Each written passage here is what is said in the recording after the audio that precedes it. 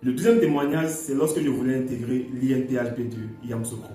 En 2014, j'ai eu mon bac avec mention et j'ai candidaté pour la phase de dossier, d'études de dossier. Vous savez, généralement, pour intégrer l'INPHB, il y a deux étapes.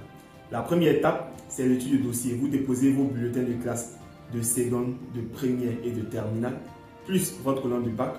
Et une fois que vous avez validé cette première étape, vous passez à l'étape de composition écrite.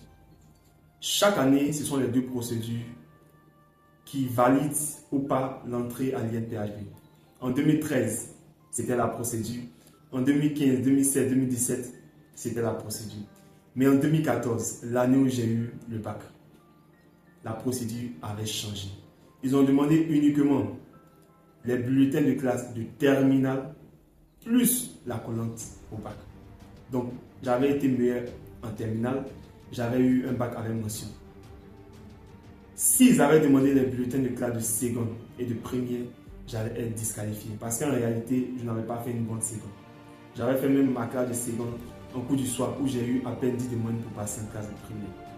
Et une fois que j'ai validé la première étape, donc l'étude de dossier, il n'y avait pas de preuve écrite. J'ai été directement admis à l'INPHB.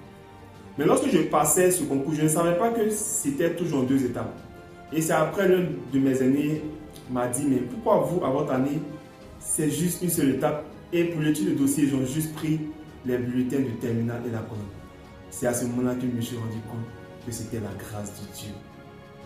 Parce que s'ils avaient demandé les bulletins, ne serait-ce que de seconde, j'allais échouer.